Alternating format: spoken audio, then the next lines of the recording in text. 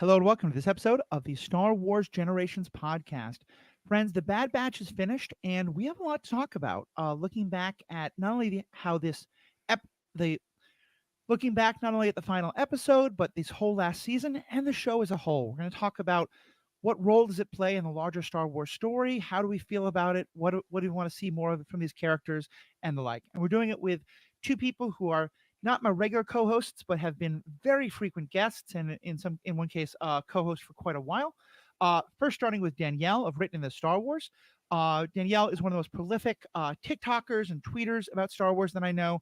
So often coming in with perspectives that I haven't heard or seen, knowing far more how she is able to know all this about the clones and still get her PhD in something different. I have no idea. But Danielle is just one of the foremost people in Star Wars content creation. Danielle, how are you doing today? I'm great. Thanks for having me back. I always like being on here. Yeah, my pleasure. My pleasure. And Riki Hayashi was well, him and his partner Sarah were co-hosts throughout the Clone Wars and the Rebels podcasts. He is now my co-host on the Superhero Ethics podcast, and he is kind enough to come back about 15 minutes after we finished recording our Superhero Ethics episode on X-Men 97. So, Riki, how are we doing?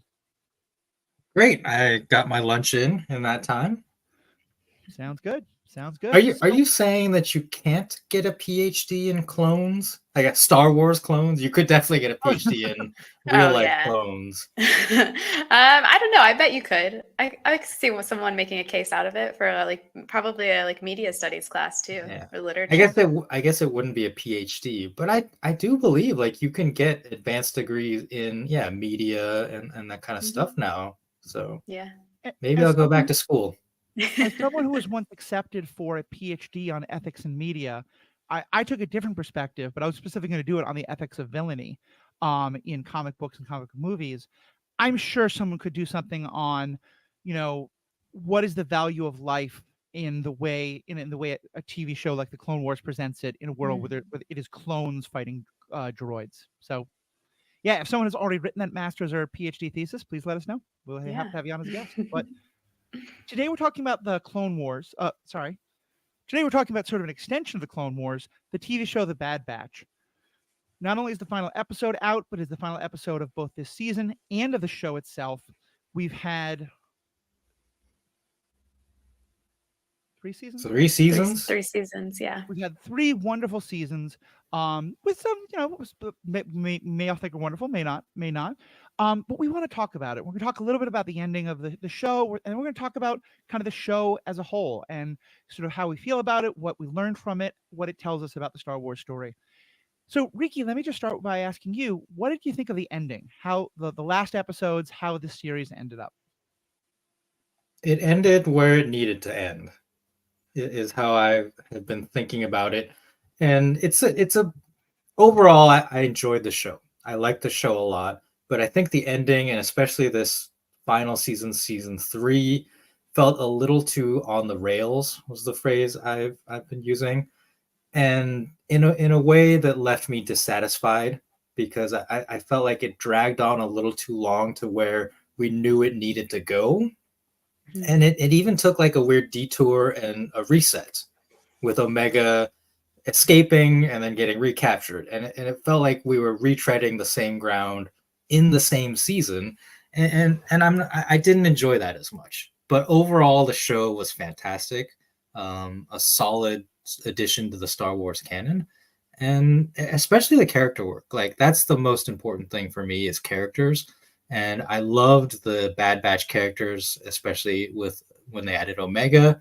And I think that was another part of the disappointment was that it just didn't feel like we got more character development in this season. Like it was all kind of already done for us.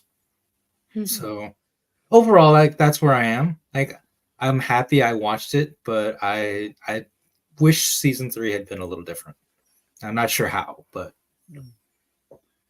Danielle, what about yourself? I definitely see the points that you make, Ricky. Um, I come at it from a little bit of a different perspective, I think, because I can see where they were coming from with wanting to have her recaptured.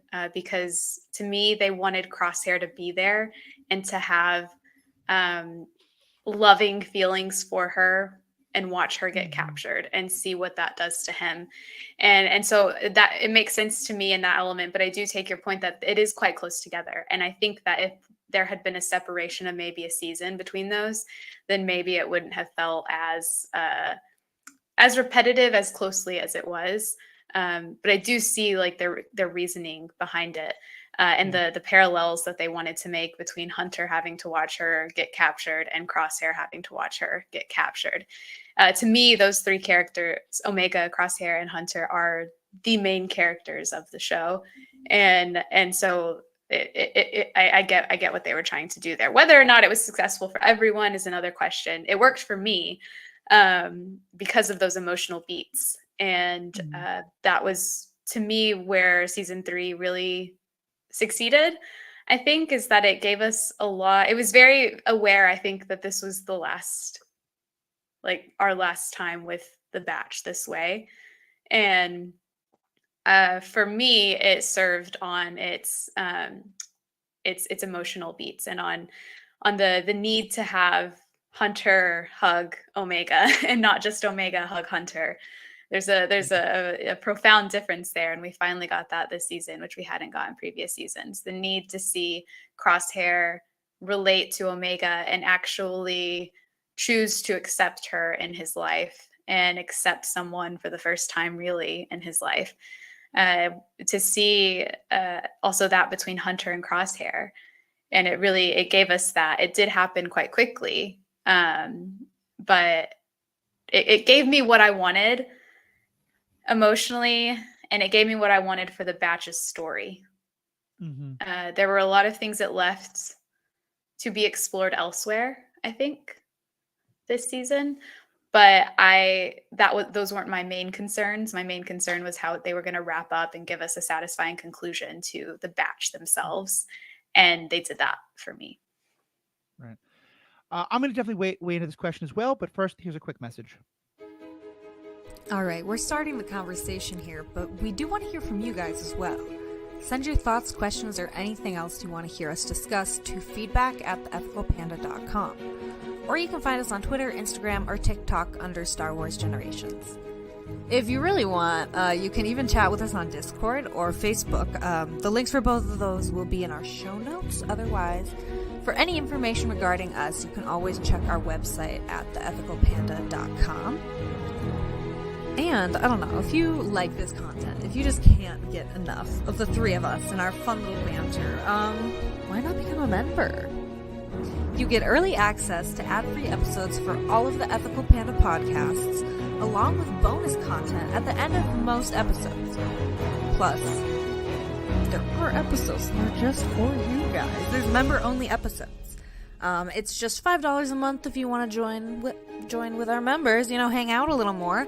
Or if you want to do it for a full year, awesome. It'll be $55. Save a little bit. You can sign up at theethicalpanda.com or through the link in our show notes. Now, back to the conversation.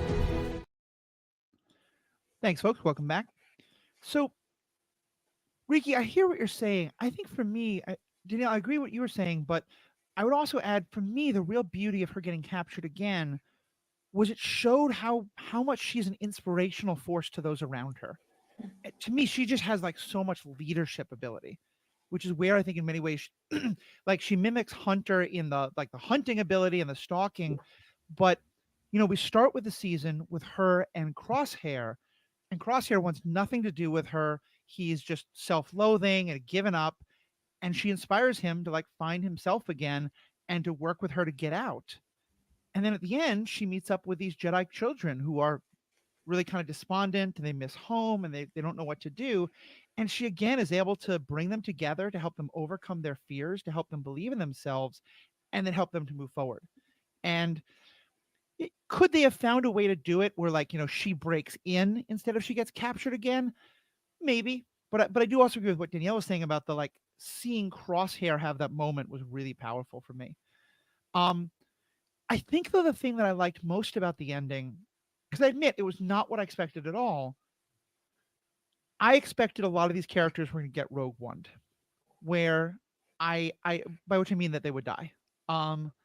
I am a big believer that I don't want people to keep introducing new, very powerful characters who haven't shown up in and like to tell us they would be around by the time of things that happen later, and then we're left wondering like, well, but why didn't they show up?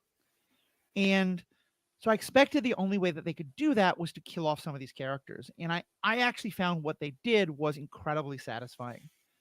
They did not bring Tech back, which I was very glad about. I think people were really worried that like the clone trooper who was stalking them was going to be like a Winter Soldier version of Tech. I didn't want that. They didn't do that.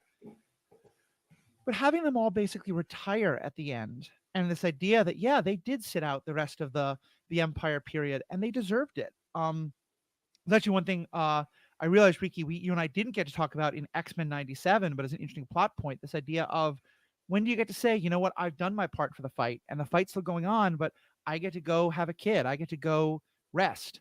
And so the idea that they are all now taken out of the story, but Omega's going back to be a fighter pilot, to be an X-Wing pilot, and I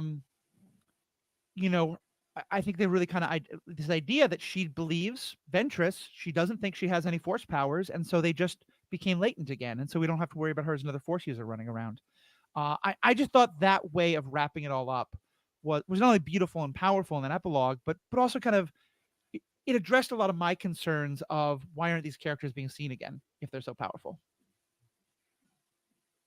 Yeah, I really appreciated that ending because I talked about this on a recent video I posted on TikTok, that it gave closure to their story, just enough to where it's not a this is it, there's nothing else there's ever going to be about them again, which Star Wars rarely does, Rogue One being the main exception.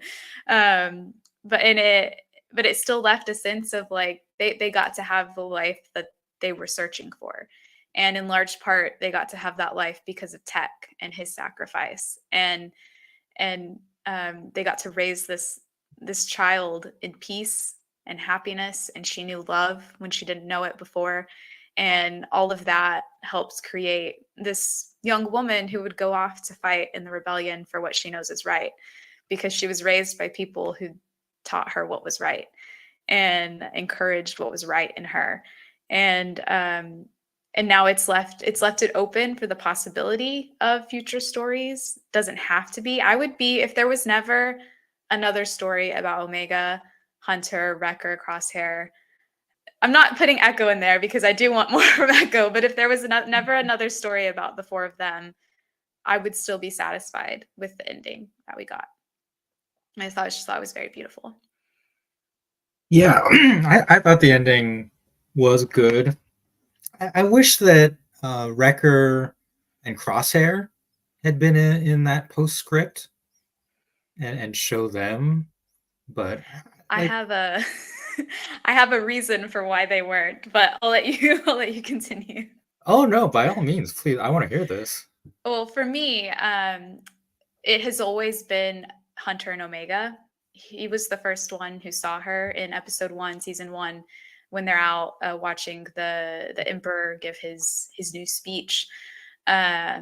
He looks up and he makes direct eye contact with Omega. And that's the very first time we ever see Omega. It's the very first time he ever sees Omega. And she's very excited. And throughout the show, before we get to season 3, whenever he has to share a lot of that time with Crosshair, I think willingly he does that. It's him and her. They're the father-daughter duo whereas Wrecker, Echo, and Tech and Crosshair kind of become the brothers to her. Hunter is very much the father. And so to me, it was really meaningful, especially with season 3 not having as many of those moments between just them that we got in seasons 1 and 2, to have this really big, meaningful, impactful moment just be the two of them. And whether or not we could have had Wrecker and Crosshair like wander off a little bit and then let them have their moment, I don't know. But I will say that even though I said I was happy with this ending, if they never came back to anything else, them not showing Old Man Crosshair and Old Man Wrecker kind of gives me hope that they're like, well, we're going to show them to you one day. So it's like that dangling carrot in front of me. Keep See, and watching. We'll get there No. eventually. maybe this I- is just because I'm such a cynic. I had the opposite. Particularly because he didn't mention like he let them sleep, but he wanted to see her off or something. I thought they passed away because they are getting quite old by now. And like Oh, I Oh, assumed that they were still Oh. alive. Why would you say that? I it's where my brain goes. I mean, they are wait, aging. no, like they in the not that old. conversation, don't they specifically mention them? Yeah, they get mentioned. Do they? Okay. Yeah. Yeah, they get name dropped. So Danielle, like I agree, like it was a lovely moment between those two. Like I wouldn't take away from that and just like plop the other two in. But what if after Omega flies away, Hunter comes back to the house and the other two are there and they knew she was leaving Mhm. and they just like acknowledge that they Yeah. had this conversation and agreed that Hunter should see her off. Yeah. But especially I wanted to see Old Man Wrecker like making art, like painting or something, Yeah. like something creative, like just Yeah. see what their future was about. He does And- paint bombs now instead of explosives. Yeah. Yeah. And I mean, one of my hopes is, and we'll talk more about like future projects in the bonus content section. Become a member for that. I think we're going to keep getting clone animated content because there's clearly a huge market for this. I think one of the next shows is going to be about Rex and Echo, and like how do we eventually wind up with Rex and Wolf and Gregor. Gregor, on that planet chasing the weird monster. Yeah, exactly. like- Because we didn't get to see when Wolf turns away from the Empire. Yeah.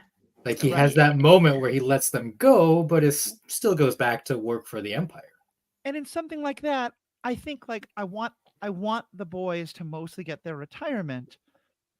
But if like once a season, or once every other season, Rex goes back and is like, guys, I've got this one really tough mission. Can Crosshair come help me as a sniper or something like that? I Yeah. think that could be fun. Yeah. I think, screw it. We're not even gonna do it in the bonus section. I'm just gonna do it now. Someone mentioned that I saw that video you posted, Danielle. It's gonna be in the show notes. And my first thought was something that one of your commenters also thought. I know it's been back and forth forever, but we keep hearing the idea that we're going to get some kind of content about X-Wing fighters. And maybe Oh, it's going to be about them during the Galactic Civil War. Maybe it's going to be about them during the New Republic phase. But I think that could be a great way to have Omega be a character, but not it be, as Danielle says so well in that TikTok, that this is really Omega's show in a lot of ways.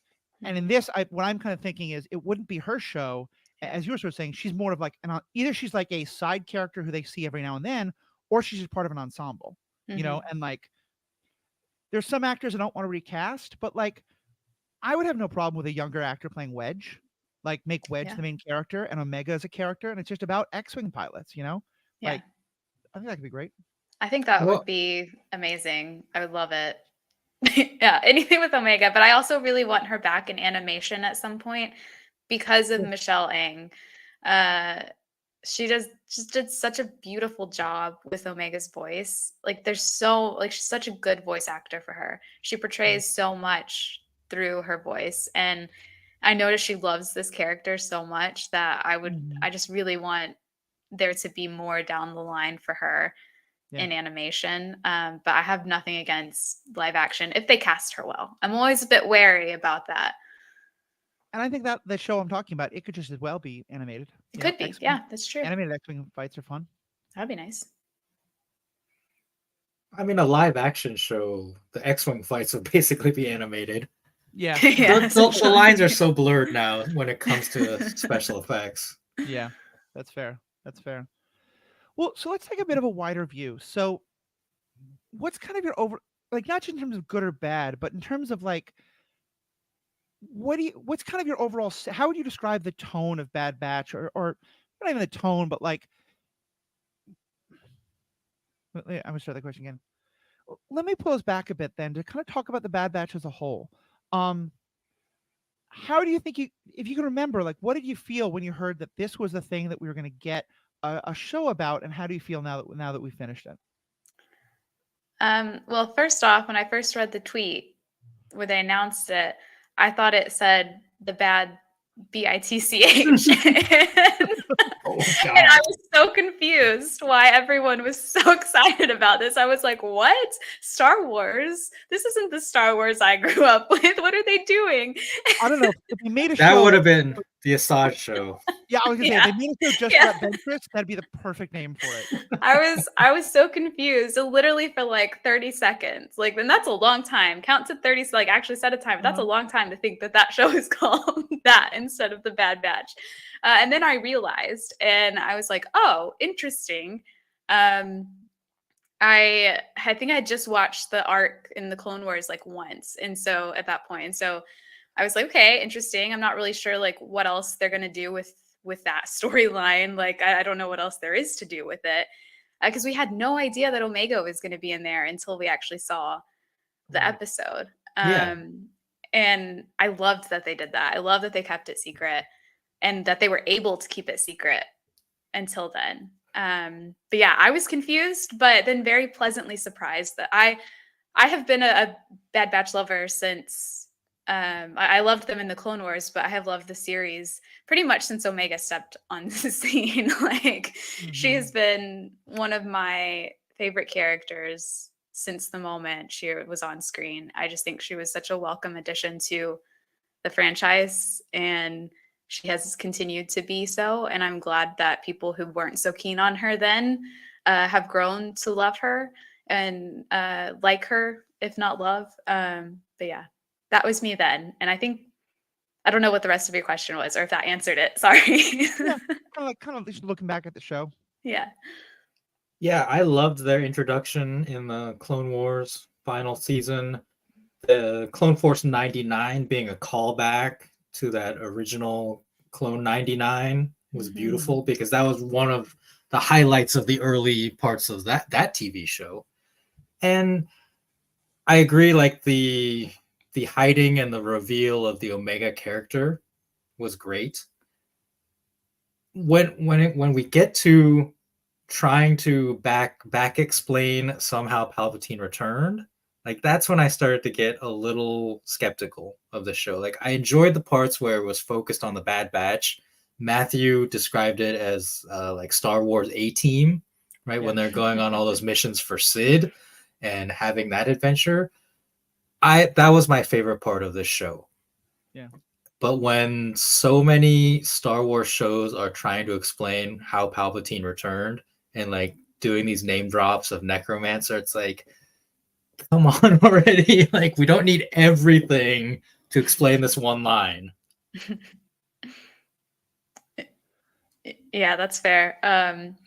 I did enjoy that subplot of it because I think they took an interesting route with it, especially with the fact that it ends up like it actually not being the reason, but being the reason that it took so long, I guess. And I enjoyed that it ended unexpectedly, because I expected them to show something that was like, oh, but wait, this thing survived. Hemlock survived, actually. Very glad that he actually died, and that Crosshair and Hunter both got into him, and Omega in her own way.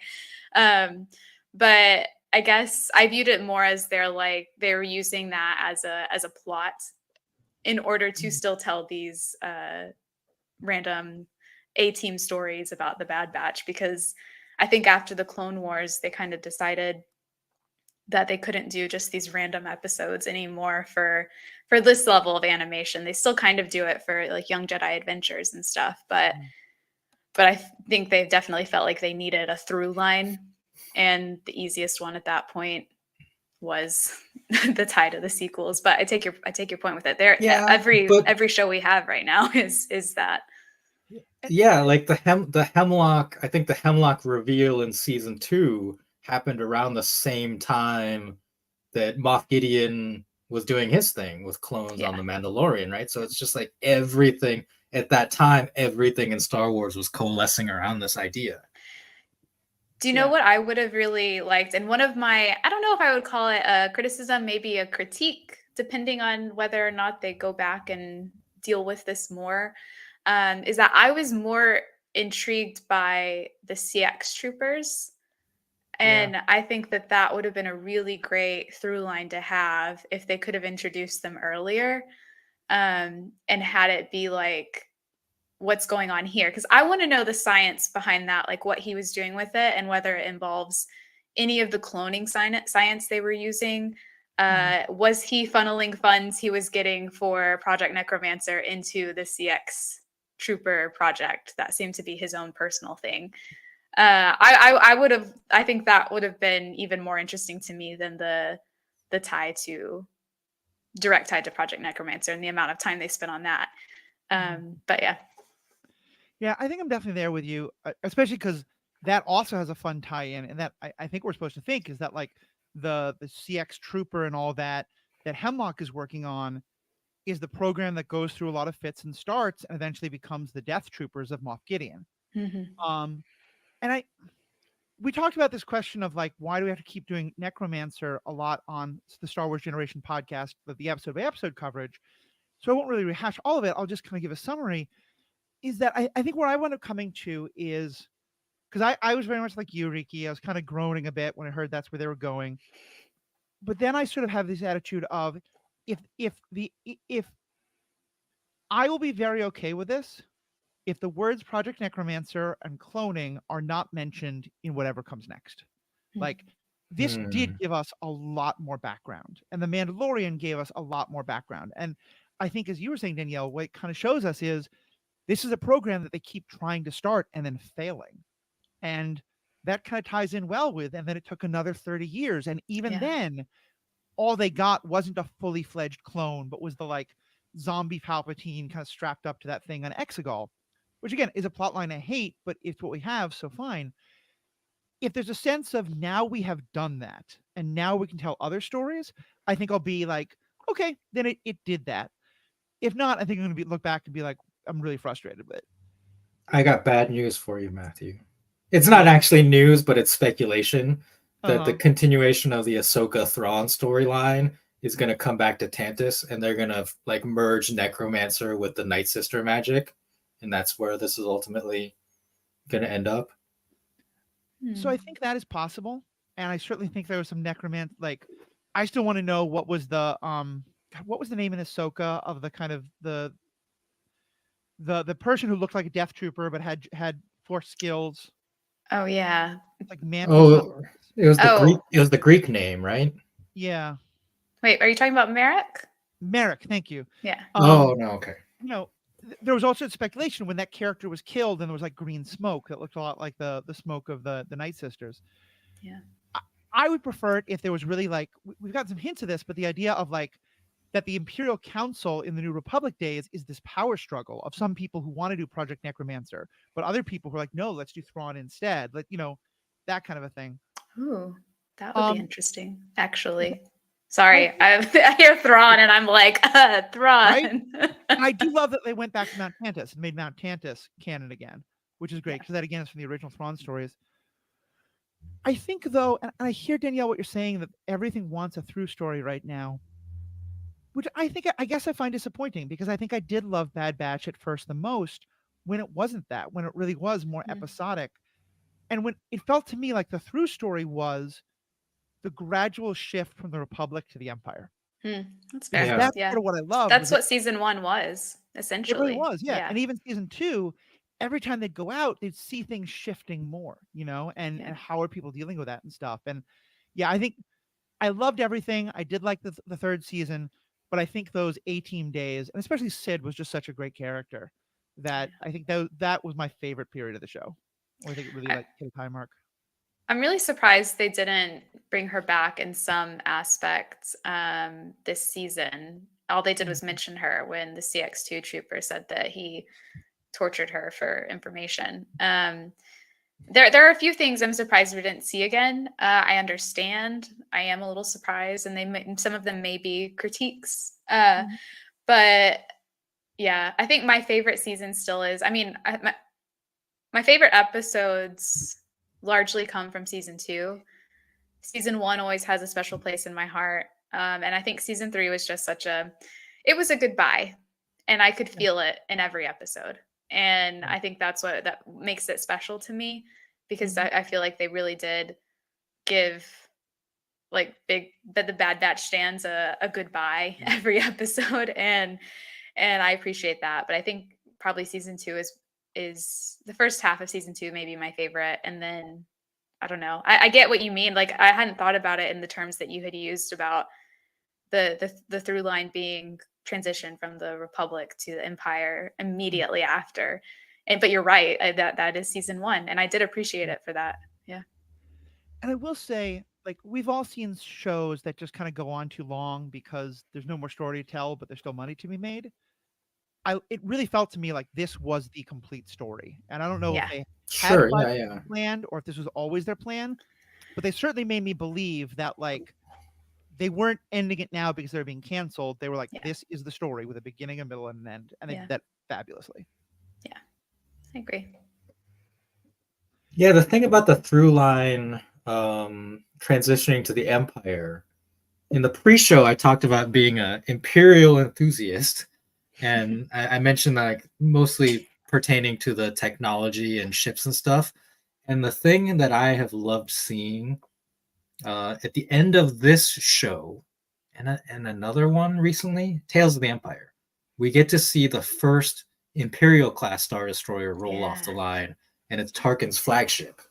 Yeah. And Pretty it's cool. Yeah. and it's probably the only one, right? Because his fleet it's flanked by the old Clone War era Venator Star Destroyers. So we've seen that. We've seen the Stormtrooper first generation armor. We haven't seen our first TIE fighter yet, right?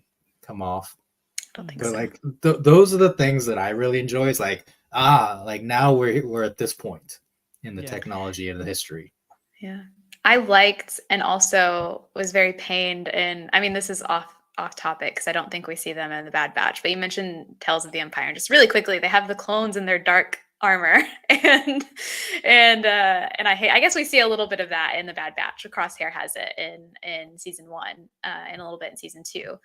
But seeing how they force the clones to transition, like even visually with their armor in this period before they completely replace them with stormtroopers and dark troopers and everything, was really interesting for me to see on that level. I also just think with the Crosshair story that they did, you know, we've talked about this before on the Superhero Ethics podcast, that one of the real questions, I think, anytime you're telling a story about heroism is like, okay, well, you know, are you supposed to be the paladin who follows all the laws and trusts the law? Or are you supposed to be the character who's willing, the Batman, who's willing to break the law because they think the law is wrong? And like, you can tell that story in all sorts of different ways. And that's obviously huge generalizations of those two characters. But they really did. I think those are, those stories are especially important for military and police type situations where, you know, the like, well, but this is my order. I have to trust my higher up. Well, do you? And the way from the very beginning, they started this question of like, we're being ordered to do this, but is this a legitimate order? Should we follow it?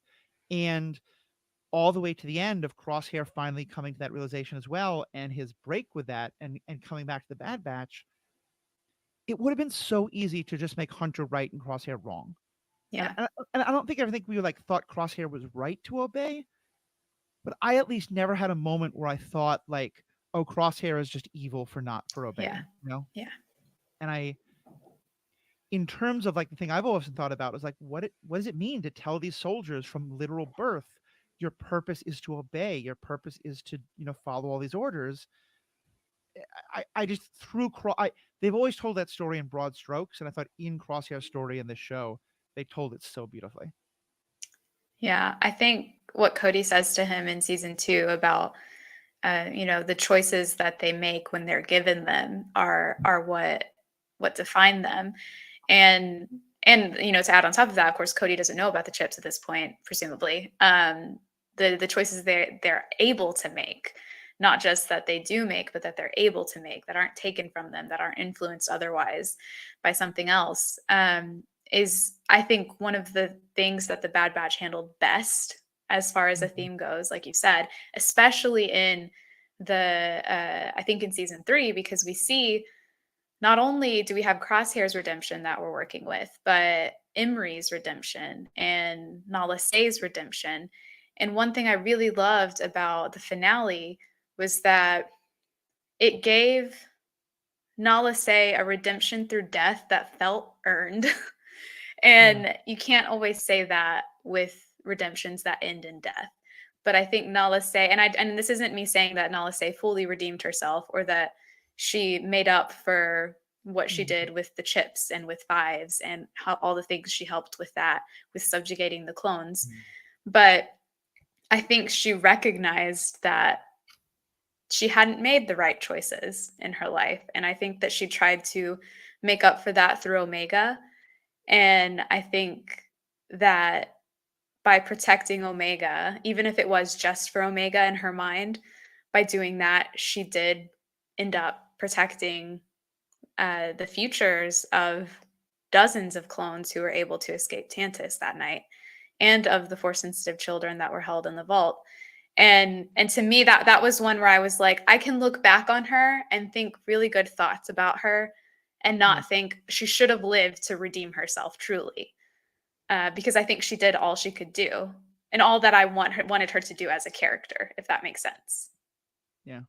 Whereas Imri, she is, I mean, she's a clone, so she faces all of the same things that the clone troopers faced. With she was raised and bred to be a certain way, to be compliant and to follow orders, and she never got to have a childhood like she tells Echo. And so for her to be able to live, not only to redeem herself and redeem the actions that she took, but to also have a life that she was never allowed to have before, is a really beautiful ending for both of them, I think. Yeah, Nala Se as a character probably didn't get the screen time she deserved, I think. It's fair. It's fair. And part of it is maybe just her speech patterns. Like I'm someone who talks kind of slow sometimes, but her speech patterns would make it very difficult for her to be a main character like It on a show like changed. this. I don't know if you noticed, I went back and watched some season 1 episodes, and really? she spoke faster in season 1 than in season 3. And I don't know if that was intentional, but it was really interesting. It's interesting. I wouldn't have been able to put my finger on that specific change, but I definitely felt in season 3 she was carrying a lot more weight. Yeah, that might be why. That might be why. Okay. And I certainly thought, kind of to me, when you're talking about like, does she do this for Omega or whatever? I think she does, but I think in that, like I think you were kind of saying this as well, but like to me, redemption isn't math. You can't say like your crimes are a total of 12, and so your redemption has to be like 3 things of 4 or something like that. Yeah. But I think in many ways, like her original sin, like all the Kaminoans and so many others, is that they see the clones not as living sentient beings, but as products, and that you can treat as products. And that by the end, she sees Omega as a living sentient being with her own rights and her own freedom, and that through her sees them. And so to me, that's, and the fact that she's literally willing, like, yes, she kind of gets knocked over, but I don't think she had any thought that she was going to live when she took that thermal detonator into that room. I think she knew what would happen. Yeah. And I think that her sacrificing her life on behalf of lives that she did not think she had the value of full lives, I thought was very intentional and very well done. Yeah. Yeah, to some degree, she had to die, right? From a narrative standpoint, the most dangerous thing was her knowledge. Yeah. So if she allows herself to live and be captured and manipulated by the Empire, if they recapture Omega and like force her, or even, like clone her or mind probe her, like that would be the most dangerous thing from her perspective. So it's like one of those classic, not only do you have to destroy the physical, like the computer data, but the data in her head, like Miles Dyson in Terminator 2. Yeah. I thought that her last line to Rampart being it'll always be Kaminoan, in reference to science, I thought that was really beautiful, and also speaks to your point, Ricky, of they will never have this Kaminoan science. They will always be searching for something that is second best, essentially. And that is what takes them so long, is that they don't have that. They don't have, like you said, her mind. They don't have her knowledge, everything that they need for that. They have to find another way there. And that line was one of the most powerful last lines for a character It requires knowing the long history of this, like going all the way back to Attack of the Clones, the Clone Wars, and to really get like the gut punch of that line. And I thought so much power in so few words. I loved it. And to be able to say it to the man who destroyed Tipoca City. Yep. Mm-hmm. Yeah. Much. I didn't even think of that she is looking at the man who ordered the destruction of Oh her yeah, people. like that Oh, complication man, that's between another those level. two. Wow, man, I can't believe I didn't even think of it that way. I kind of forgot because Rampart was so sassy and silly for most of his time this season. Mhm. I kind of forgot the depth to that. The war Yeah. crimes. Yeah, the depth of the war crimes. I know it's Nashir Dalal. His voice is just amazing this season. It's so fun, yeah. What did we think of the Ventress of it all? She was Boo. in the trailer, and I think a lot of expectations were built for that. And then Ugh. she had this one episode that I think we all talked about being a pretty good episode. Or at least I thought I've heard you two talk about, but I know a lot of people have kind of mixed feelings about the fact that that's all she did. How did you all feel about it? I liked that was all she did. I think they put her in the trailer for a couple of reasons. One, gets excitement. Two, to kind of get rid of, like, to be like, yeah, she's in it. Like, we're not going to hide it. I think if they wanted her to be anything more than what she was in the season, that they would have gone to greater lengths to keep it a secret. And to me, that episode was important in that it was supposed to, in my mind, it was supposed to quell the Force sensitive questions about Omega for this show. Right. Because to me, what it presented was she might be Force sensitive, she might not. We don't care. That's not the question that we're focused on right now. That's not something we care to explore right now. And it did that for me. Like, I watched that episode and I didn't walk away thinking, oh, she's not, or oh yeah, I was right, she is. I walked away thinking it doesn't matter. Yeah.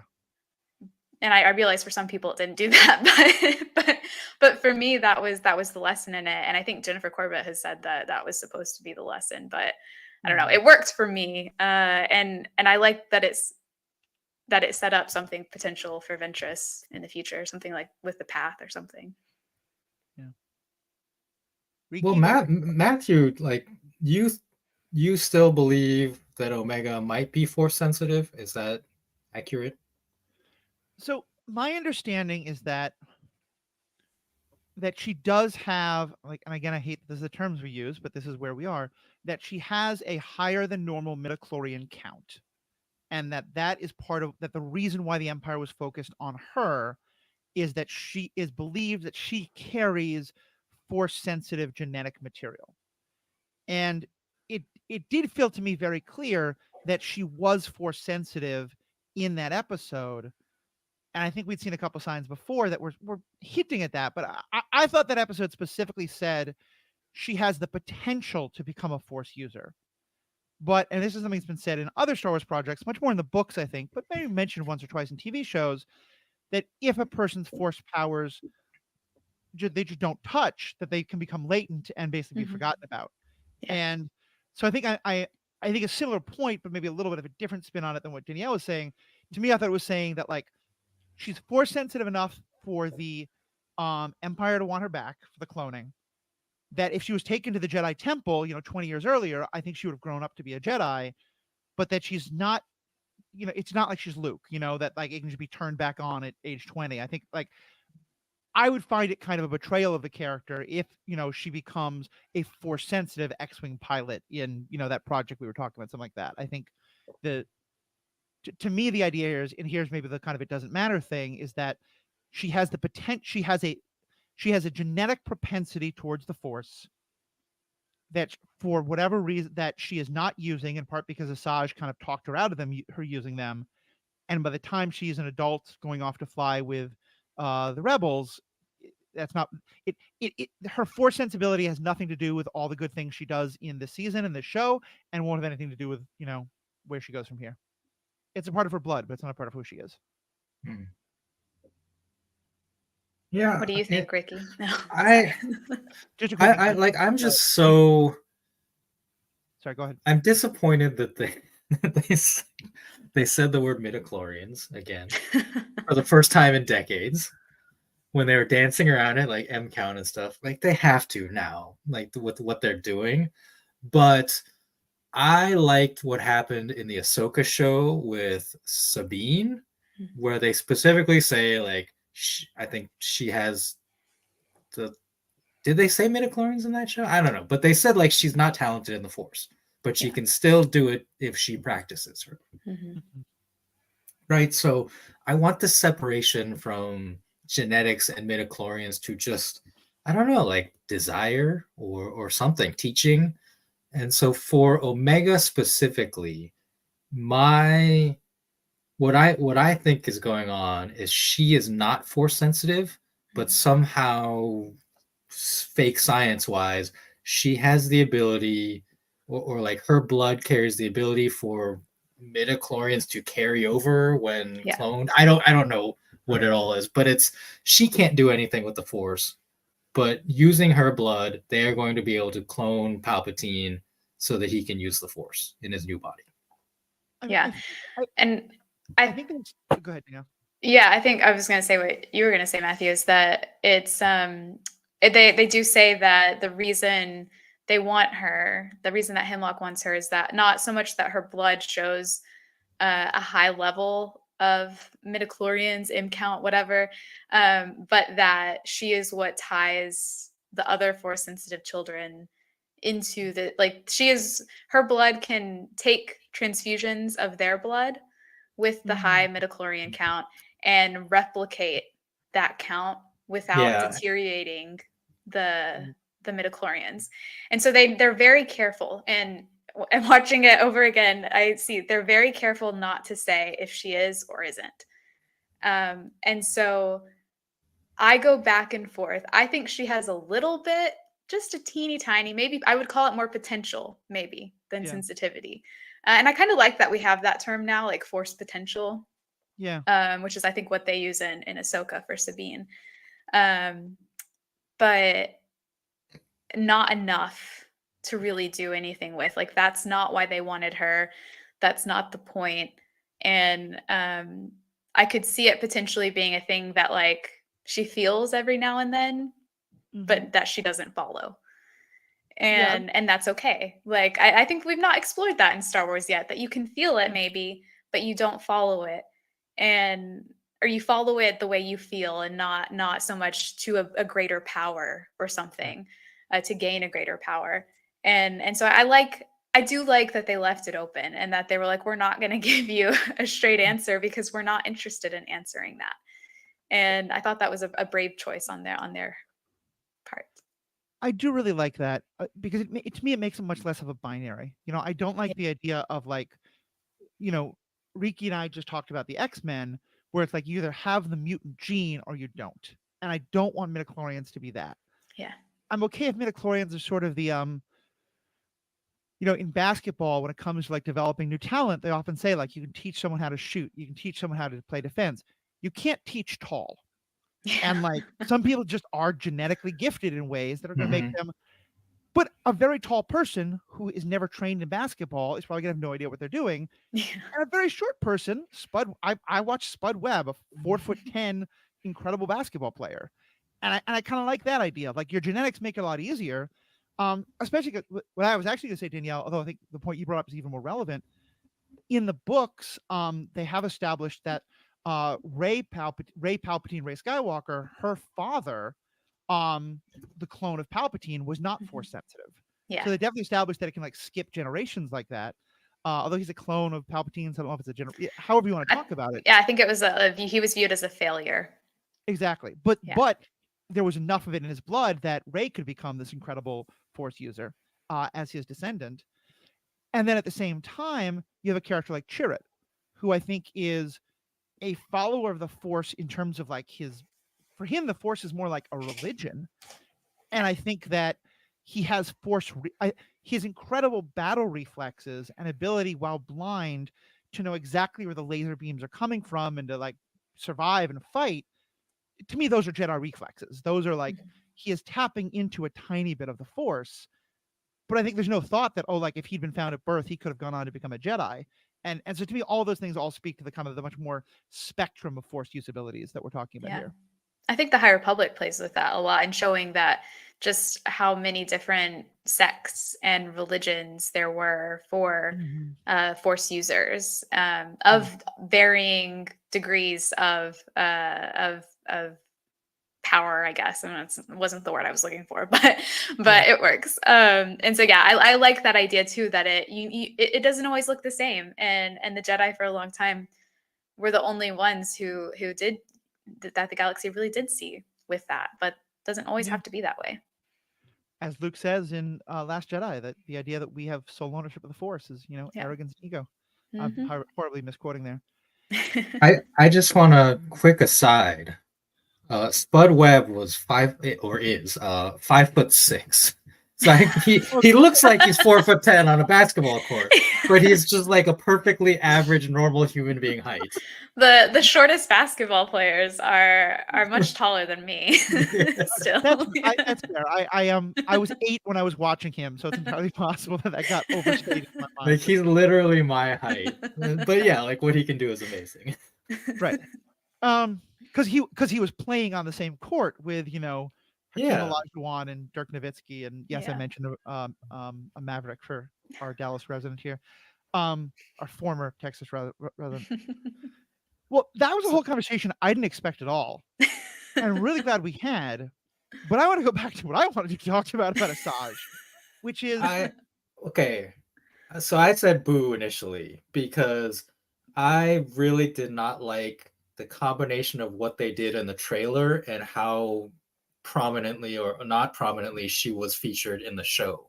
And I felt like that was the moment where the trailer probably did the show disservice, and I have negative feelings carrying over from that. Like the episode itself was okay. Like it was good to see her, and I think the action sequences were great. And her seeing Asajj as the, I don't know what we call it, gray Jedi, right? Or not dark side anymore was good. And I'm happy for her. I'm happy for her character. And I agree that the future of Asajj looks interesting and that they are hinting at that. And it's like a setup for a spinoff. Just like leave her out of the trailer because of the expectations that sets up were not met, in my opinion. That's fair. I think they put a lot in the trailer and in their weekly, like, on Mondays they would release like little mini trailers for it and stuff. They put a lot in those that I was really surprised that they would. Like they spoiled Fennec when she was going to show up. They spoiled when exactly Asajj was going to show up. And there were so many. So I got to see screeners for it. And there were so many of those that I saw, those like little mini clips, mini trailers that they release weekly. I was like, I'm really glad. Like, I'm sad that people didn't get to experience this naturally, because I'm really glad that I did. Like that was something that as I was watching naturally, I was like, oh my God, yes. Like, and I'm disappointed for people that they didn't get that same type of experience. And I think it just confirmed I should just not watch trailers. I think if I'd been totally surprised by Ventress, you can have good trailers, but the other thing for me is it's not just that I thought Ventress would play a bigger part. It's that for Ventress to show up breaks canon. One of the best, and we've had this struggle about like how canonical are the Star Wars novels in the new Disney canon, and Dark Disciple. Let me get to this. Dark Disciple is, I think, one of the best books, and it tells a story of Asajj Ventress. And we did a whole review of it. I'm not going to say the specific thing that breaks character, but like, if you take that book literally, that this character should not be available to come do this at this point in the overall story. And then the writers then said, or the producer of the show said, don't worry, we're not just ignoring that. We are going to, like, we are keeping that in mind, which opens all these questions of, are they retconning the book? Are they saying that like something happened at the end of the book that we didn't know? And to me, it's the fact that wasn't addressed in any way, shape, or form. And it was addressed in one form, where she says a very ambiguous line. A cat has many lives, right?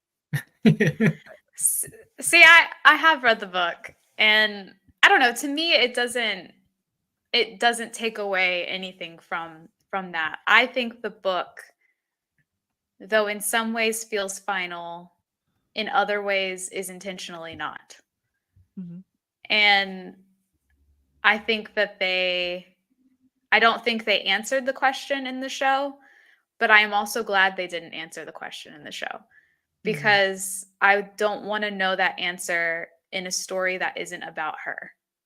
I want to know the answer in a story that is more focused on her, that gives time to do that story justice and to explain it in a way that isn't like trying to catch everybody up on what's happened when the episode itself is already only like 23 minutes long.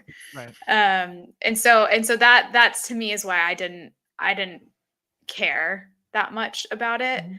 And I don't think that it breaks canon. I think it extends on canon, which Star Wars is wont to do with everything, not just with books, but there's things that happen in the prequels that the Clone Wars extends upon and doesn't really break. And so I don't know. I think at this point I've come to expect it from the franchise. And so it doesn't bother me as much. I guess I just I think if we'd already announced that a new Asajj Ventress project was coming, I think I'd feel much more like where you were. That's fair. I'm afraid I don't have the confidence that we're ever going to get that. And I do. I'll keep it for you. Like 100%. I believe it's coming. The voice actress pretty much confirmed it in an interview. Okay. Well, I hadn't seen that, so if that's true, then yeah, I will feel a bit better about it. And yeah, I think I've read the book too. I love it. I think it's phenomenal. I think there's a couple of ways you can kind of shift things around a bit so that it fits. I thought maybe they could have had another episode with her, maybe a bit of a backstory episode, or just like, that line of like, well, Cat has many lives, like just a little bit more about just, if it something to let me know, like, did that book already happen in this canon? And what we're talking about is that the ending of the book isn't quite what we thought and something else is happening. Is it about Night Sister stuff? Because that's certainly another. But you know what? If you haven't read the book, you don't want to get spoiled on it. We've done a ton of things by it. I'm just gonna say right now, thank you so much for listening. Tune out now because there's no way to talk about this about it. Dooku kills her in the book, and so to me, either she came back to life somehow, or she wasn't actually fully dead, or Night Sister resurrection magic, like all that's possible, or the entire book is going to happen in the future, and like all the stuff with her and Vess is going to happen like going after Thrawn instead of Dooku. Like I think there's lots of ways to do it. The fact that it's so wide open, I think, just bothered me a little bit. But I mean, it's awesome though that for other people it's not. Like I don't want people to have the same problems I do. I want people to enjoy these things, without getting hung up on these things. Yeah, to me it was very obvious. This is like my perspective of it. Watching it was very obvious that it took place after the books, and that she was resurrected, likely through the magics of the water that she was placed in. And because that is very sacred to the Dark Sisters magic and everything that they use with it. And so to me that fits without changing anything that happened in the book. It doesn't even have to change the very ending. It can just be it happened later. Someone came or something happened or whatever. And that so it all fits to me. And the actress has said that they're not done with Ventress yet, essentially. Yeah. So to me, that indicates probably, I thought maybe Tales of the Jedi season 2, and they might still do that. They might do another Tales of the Jedi or her own show or a show about the Path. I would love a show about the Path. Right? I mean, I both love this, but also Riki, you might throw things. What they may well do is do us a show about Ventress that really introduces the idea of that there's some restorative, regenerative properties in Night Sister magic, and then connect to Thrawn being able to tap into that. And that's what all eventually leads to Palpatine actually finally being returned. Like, that would fit in with the Ahsoka show. Yeah. So, I mean, they already did it with Maul. Yeah. Yeah, it's true. Yeah. So I agree that the book still exists. It's canon. Question mark as to how she comes back to life. Mhm. What I like going back to the thing about trailers, Matthew, about you saying like never don't watch trailers. I fundamentally disagree with that. I watch trailers. I want to enjoy them and get excited about the things that they are trailers for. And Mhm. people need to do a better job of making trailers, in my opinion. Like Agreed. this was a trailer fail, a lot like right up there with Castaway. It's not completely related to Star Wars, but in that trailer, I'm spoiling this movie. They show Tom Hanks get off the island in the trailer. Oh, do It's they like, really? what the heck? Yeah, I Yeah. remember that. I remember that, and like I will say, for me, the ultimate trailer crime. I know I'm very critical of the prequels. I know I've learned to be much more okay with them. If while sitting in a movie theater watching it for the first time, I had seen all the previews about this dark side using person with a crazy face using a regular lightsaber, and then all of a sudden, for the first time in that damn theater, I'd seen a double bladed lightsaber. I would walk out saying it was the greatest Star Wars movie ever made. Like, that trailer alone, I think, cost so much love for that movie. And yeah, you're right. And then we can So, debate about that another time, but I definitely think so could be better. yeah, so my thing is the degree you have to add layers. Like in the trailer, they showed Asajj. It's like, oh, Asajj Ventress is gonna be in this season. And she was, but she didn't do much. So it wasn't like a huge step up from her appearing in the trailer to her appearing in the show. It was like, like a very small step. And so that's the issue I have. And especially for her character and like the question marks around her coming back to life and stuff. Yeah, like another episode with Asajj or like a preview to this one, like showing what she was doing, like her meeting up with Fennec, that kind of stuff. And especially for if they're setting, well, I mean, they are, like, we believe they are setting up a future show or series or something with her. Please acknowledge the romance with Quinlan Voss, right? Like, I needed a line. This reminds me of Kenobi.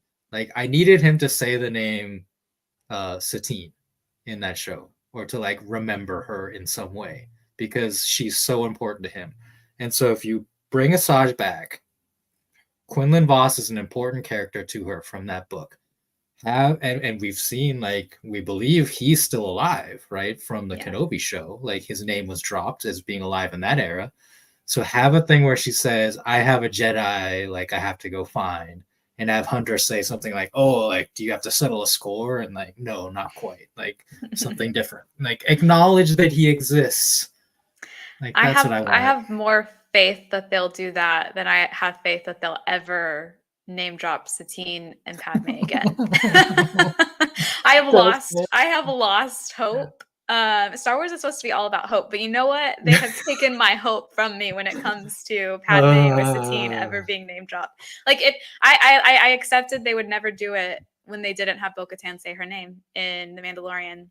Yeah, that's like fair. That still pisses me off. I'm like, they didn't do it then. The absolute opportune moment for them to do that, and they didn't. Right. She just said it. my sister, right? Yeah. Like, my sister. No, she did. I don't even know if she said. No, she talked about her father. She talked about her father. Yeah. Oh gosh, don't get me started. It still makes me angry. All right. So there's a lot of feelings there. We'll just see. We'll see what the future brings for us. I have very strong feelings. You guys make me feel better about it. I would wonder though, Danielle, and for our listeners, I'm curious. I think as part of it was the internet spent so much time discussing it. I wonder because you got to see these episodes earlier, if that also helped. Because I didn't see this one earlier. This was the only. Okay. This one and the finale are the only ones I didn't get to see early. Okay. Yeah. Never mind then. Ignore me. Yeah. All right. Last question I want to say, and we've only gone an hour, so I don't want to go too long. And we'll have a little bit of bonus content. How do you think this changed you as a Star Wars fan? Like, what did this show change or introduce, or like just give you a new understanding of in terms of like how you understand Star Wars as a whole? I mean, as a fan, it changed a lot. I try not to get emotional with this, but the Bad Batch started in 2021. I started my TikTok in 2021, I think. And a lot of my content was about the clones, was about Bad Batch, and I met a lot of my friends through our shared love of this, some of whom I got to meet last year at Celebration, some who I got to meet this past month in LA. And on that level, it changed everything for me. And so it heightened my friendships, but I think it also heightened my love for Star Wars, in that it focused on something that I cared deeply about in Star Wars, which is the clones. And you can say the Clone Wars did to an extent, but I think there's still like it did dive into the nuances of the clones and the intricacies of their lives and their thoughts and everything. But I think the Bad Batch did that on a consistent level, week after week after week, because the focus is this group of clones. It's not shared with the Jedi. It's not shared with the Separatists and the Republic. It's just them. And I think that allowed me to really see how, like, I mean, it was Star Wars catered for me, not just for me, but like with my intentions in mind. And I think it's always really special to have that in something that you love, even if it's for a short period of time. It allows you to see something, I think, in the other material that you maybe wouldn't see before, I guess. And I have my own, but I will just say on that, like, I wouldn't have found your content. I would have never found Aaron, who's now become one of my co-hosts. And I don't think Star Wars Generations by this new name would exist, because like there was TikToks about Mando, but Mando for the most part is a fairly standalone thing. It's in the Star Wars universe, but it's fairly disconnected from everything else. I think a lot of the change that I've gone through over the last couple of years as a fan, particularly in terms of rethinking how I see the prequels and rethinking especially how I see the clones, is because, like you said, this show was aimed not at me as a Star Wars fan. It was aimed at people who grew up with the clones, had a real love from them. And so kind of like I got to see that reflected through folks like you and Aaron and other folks who are, not the grumpy old fogies like myself. So yeah, I really love that as well. I'll just then quickly say again what I think for me was, this really helped to widen the Star Wars universe for me. The fact that, with the exception of like a couple of brief shots of dark side users, like I don't think a hero ever picked up a lightsaber at any point in the show. It had that same Rogue One appeal of just like feeling like, yes, like Luke Skywalker and Han Solo and Leia are having the big battles, but those battles are made up of all these individual people and all these individual scouting missions and all this individual stuff. And it filled in more of the time that I'm really fascinated about like, how does a republic go into becoming an empire so quickly? And I think it has a lot of lessons that are really important for us today in terms of, how security, how fear can be used to manipulate us to give up our freedoms. And yeah, I just feel like I have a much broader understanding of the Star Wars world because of this show. I will say my biggest takeaway from this show is that I enjoy Star Wars when it is telling kind of new original stories, even if it's like with older characters or filling in gaps in the history, in the timeline. What I am starting to dislike is the conspiracy theory level, like connecting of the red strings, especially over gaps of like 50 years, like with Necromancer, that it's like reaching a self-referential point that I'm not enjoying. Like I said, I enjoyed this show when it was its own thing and the Bad Batch was off doing their adventures and we were learning about them. We're learning about the galaxy and how it's changing. And then we got, in my opinion, got bogged down in Necromancer over like a season and almost a half. Yeah, I think it's fair. Well, listeners, let us know what you think. We'd love to hear your feedback. We're going to have a quick bonus content about other Star Wars projects. But for now, thank you all so much. We have spoken. Star Wars Generations is an Ethical Panda podcast, part of the True Story FM network. If you enjoyed the show, please share it and leave a rating or review in your podcast app. The best way to support us is by becoming a member. Find info and social links in the show notes. Thanks for listening.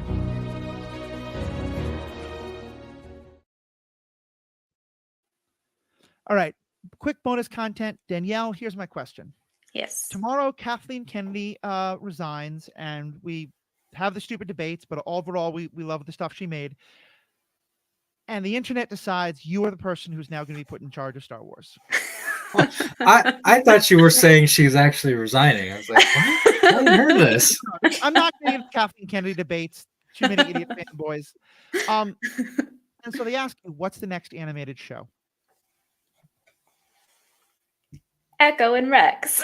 For all who can't see it, it's holding up a little bobblehead that I believe Yes. is of Echo. Echo. I mean, my mind is Echo 24/7 right now because he lived, and I was so convinced that he was going to die.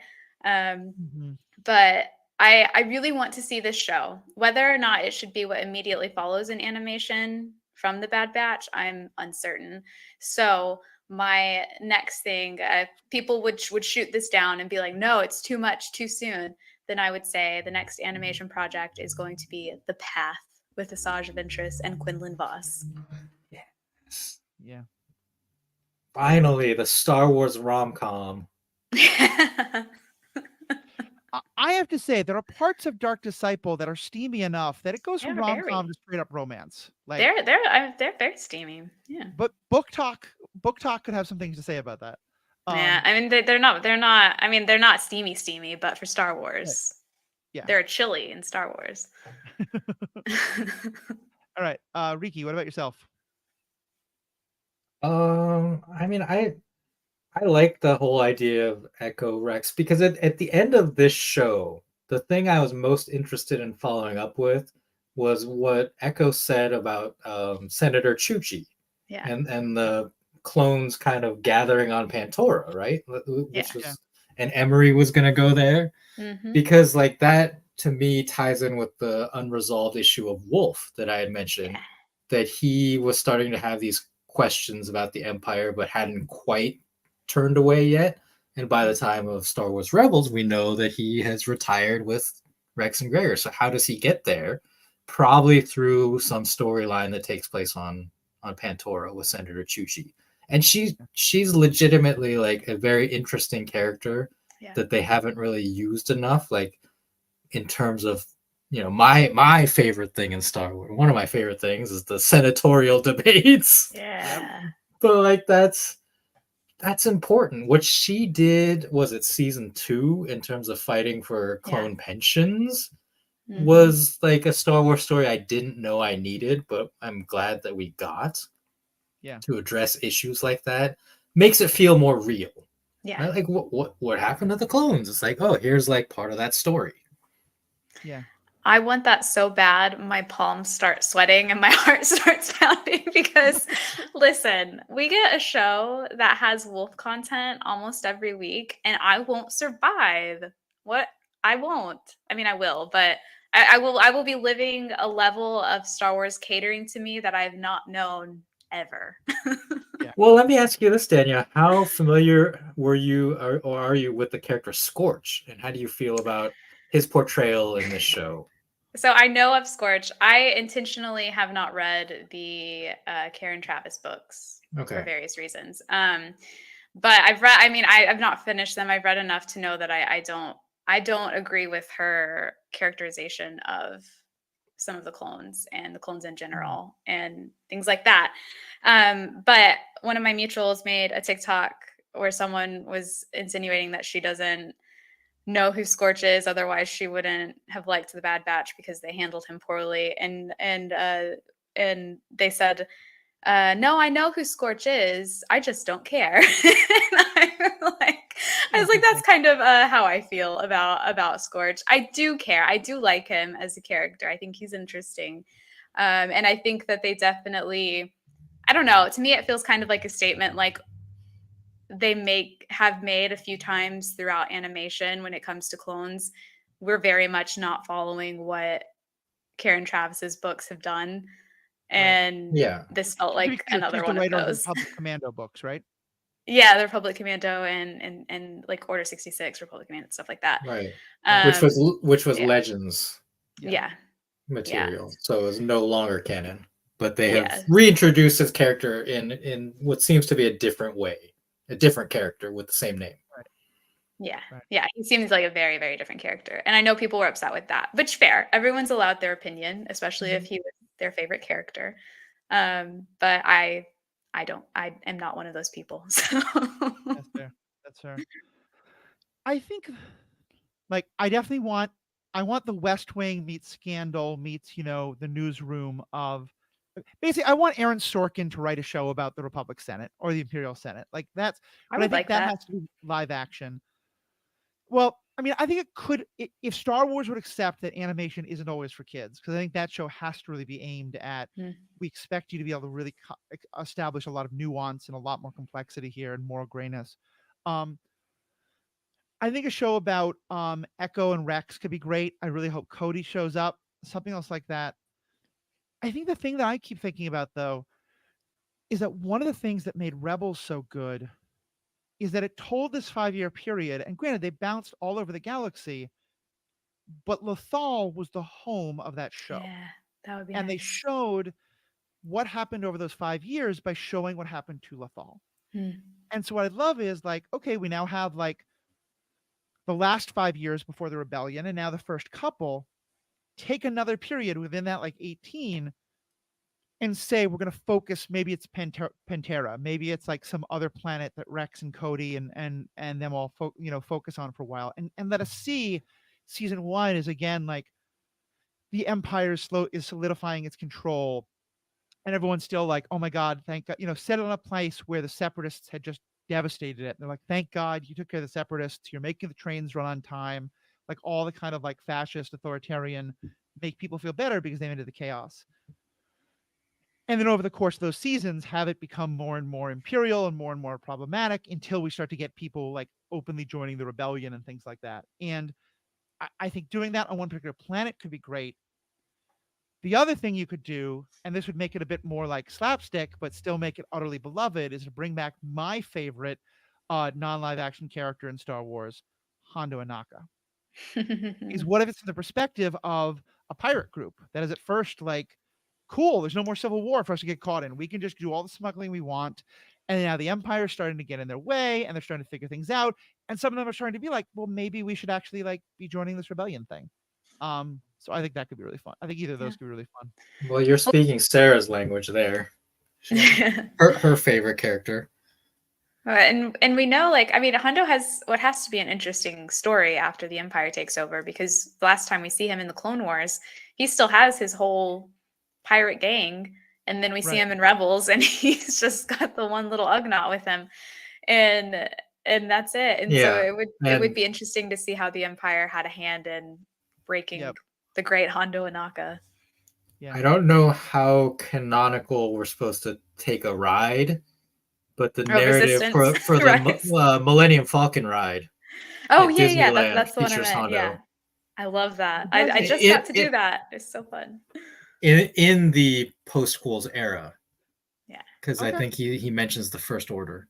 Yeah, and Awesome. the Resistance. Yeah. All right. Oh, I My- love piloting that ride. Oh, that was so fun.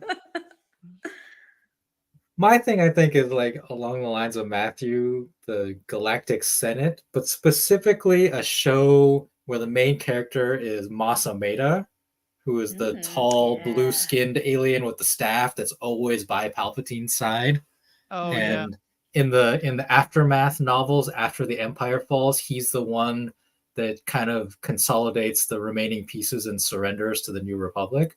So he's a really interesting character that has always been there through like Yeah. all of these eras. And Mhm. I'm just like, I think he deserves a spotlight. Yeah. I That'd be remember reading interesting. about him and thinking that him and Bib Fortuna are very similar, and that they're used to being the second in command flunky, and then they actually get full power and they have no idea what the hell to do with it. And so they're But really- I mean, sure, yes, but also like he's a survivor. Yeah. Like, how do you survive being Palpatine's right-hand man and never getting killed? And he's the one who has to give him like all of the bad dues. Like, you're gonna have to pull contingency 536 out of your pocket because this thing just went out the window. And I'll say that's another period. We're all talking about this period between the Clone Wars and the original movies. I think the period between the Attack of the Clones and Revenge of the Sith, where Palpatine is Chancellor and is slowly kind of establishing his power and like starting up the clones and all that, but isn't yet Emperor, I think is also could be a really interesting part of this story to that we haven't really explored at all, except in some of the novels. So Yeah. Yeah, Like Palpatine cutting deals. yeah, I don't know if I could see them doing that in like a full series, just because I think they would worry that it would be repetitive of things they did in the Clone Wars. That's fair. But I could see like shorts. Shorts would be really cool. Like if they did, like, I don't know, Tales of Palpatine or something. I just It would be totally boring, like as a name and as a show, but yeah, like Tales of the Bureaucrat with Masameda. Yeah. and I guess I said it wrong. It should be between the first and the second, not the second and third Oh, movies. yeah. Yeah. I think that the would one be thing good. I just want is one of Padme. Like we get so much about Padme's handmaidens in the Padme Shadow, the Queen's Shadow, Queen's Peril books, which are amazing. Mhm. And you're right. Maybe it's Padme is just now like persona non grata and we can't talk about her. I just want someone to be like, have you seen Obi-Wan? You're really going for that scrawny kid who called you an angel when he was 8? Really? Like that's The what I heart want. wants what the heart wants. Exactly. All right. Well, thank you all so much. This has been a great conversation. Thank you to our members. You make this all possible. We have spoken. Thank you. Gonk, gonk.